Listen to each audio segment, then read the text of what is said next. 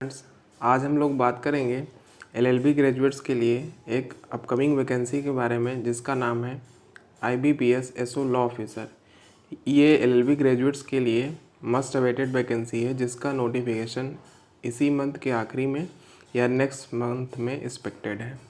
तो चलिए इस वैकेंसी के बारे में डिटेल से जानते हैं। इसका एग्ज़ाम पैटर्न क्या होने वाला है और इसका सिलेबस क्या रहेगा। फ्रेंड, जो हमारा आज का डिस्कशन है वो इन फॉलोइंग पॉइंट्स पर रहेगा। पहला है आईबीपीएस एसओ लॉ हाइलाइट्स। उसके बाद हम देखेंगे what are the roles for which the IBPS SO exam is held, मतलब किस किस पोस्ट के लिए हेल्ड होता है ये exam. IBPS SO educational qualifications. उसके बाद IBPS SO age limit, application fee के बारे में, सिलेक्शन प्रोसेस के बारे में, एग्ज़ाम पैटर्न देखेंगे, प्रीलिम्स और साथ ही साथ मेंस का भी।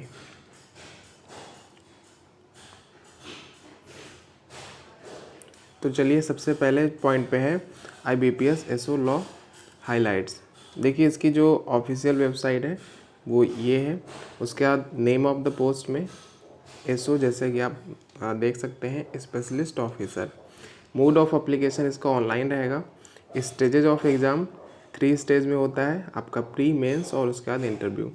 Maximum marks and time duration की बात यहाँ पे देखिए। जो आपका प्री है 150 मार्क्स का होता है, 2 आवर्स का। फिर सेकेंड मेंस एग्ज़ाम है जो आपका 60 मार्क्स का है। डोमेन टेस्ट होगा यानी आपका प्रोफेशनल नॉलेज जो कि 45 मिनट्स का है। फेज़ 3 इंटरव्यू है जो कि 100 मार्क्स का है।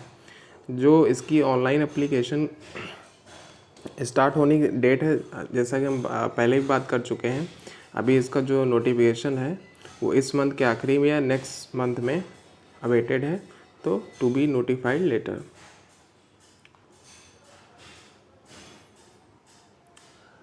देखिए किस किस पोस्ट के लिए ये जो स्पेशलिस्ट ऑफिसर है, इसमें कौन कौन सी पोस्ट के लिए एग्ज़ाम हेल्ड होता है। तो इसमें आपकी जो पोस्ट रहेंगी वो है आपका पर्सनल ऑफिसर और HR, IT officer, agriculture field officer, law officer, marketing officer और राजभाषा अधिकारी। जो आज हम बात करेंगे जिस पोस्ट के सिलेबस के लिए वो है लॉ ऑफिसर की। आज का हमारा पूरा डिस्कशन जो लॉ ऑफिसर की पोस्ट है यानी आईबीपीएस एसओ लॉ ऑफिसर उसके बारे में होने वाला है। तो चलिए देख लेते हैं।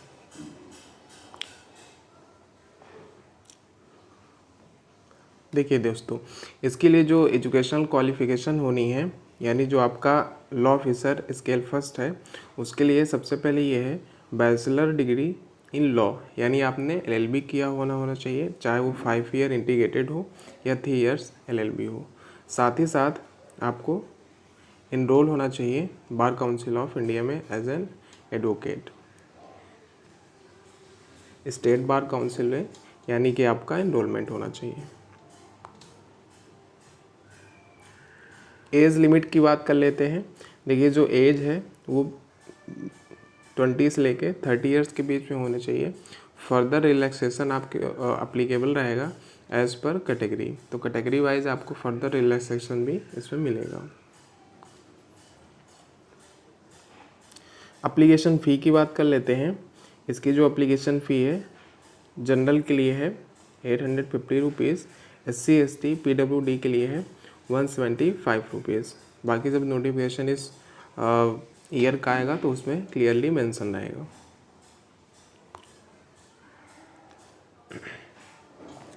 देखिए सिलेक्शन प्रोसेस की बात कर लेते हैं। IBPS SO selection procedure includes the following stages. 3 stages में होना है आपका, प्री, मेंस और इंटरव्यू। एक चीज़ ध्यान रखिएगा, prelims is qualifying in nature. जो आपका प्रीलिम्स है वो केवल क्वालिफाइंग नेचर का है। The marks obtain in the marks main exam and interview are added for the final selection, यानी जो आप मेंस एग्ज़ाम में स्कोर करेंगे और इंटरव्यू दोनों के बेसिस पे ही आपकी फाइनल मेरिट बननी है।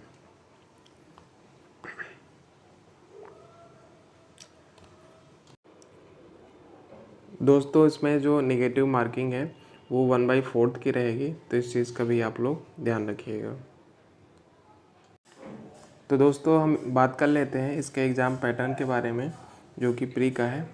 देखिए सबसे पहले इंग्लिश लैंग्वेज है उसके बाद रीजनिंग है, उसके बाद आपका जीए है with special reference to banking industry.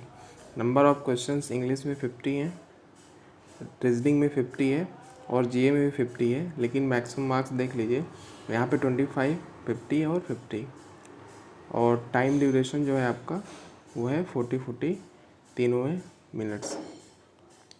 Total questions की बात कर लेते हैं। देखिए 150 नंबर ऑफ क्वेश्चन है और मैक्सिमम मार्क्स है 125, तो इस बात का आप ध्यान रखिएगा।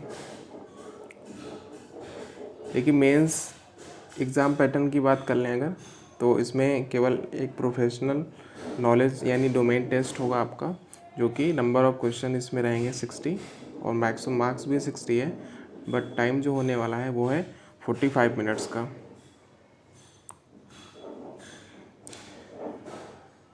देखिए जो प्री के लिए सिलेबस है उसमें जो जीए वाला पार्ट है उसमें ढेर सारे टॉपिक से क्वेश्चंस आते हैं, बट मेनली जो एरियाज़ कवर होते हैं उनको यहाँ पे हम देख लेते हैं।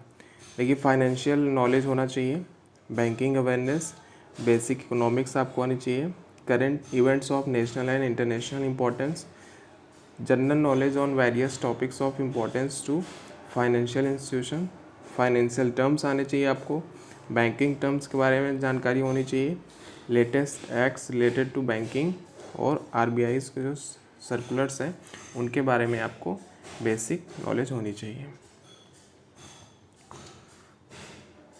देखिए प्री में जीए के बाद है आपका रीजनिंग, तो उसका भी सिलेबस देख सकते हैं हम। रीजनिंग में आपका coding decoding, syllogism, machine input output, puzzle, sitting arrangement, direction, sense test, blood relation, problem based on ages, ranking and orders, data sufficiency, statement and conclusions, statement and assumptions, statement and arguments, logical reasoning, alpha numeric series, inequalities tabulation, analogy, clocks and calendar और साथ ही साथ non verbal reasoning. तो ये है आपका reasoning का syllabus जो कि प्री में आना है। तो दोस्तों हम बात कर लेते हैं इंग्लिश के सिलेबस की।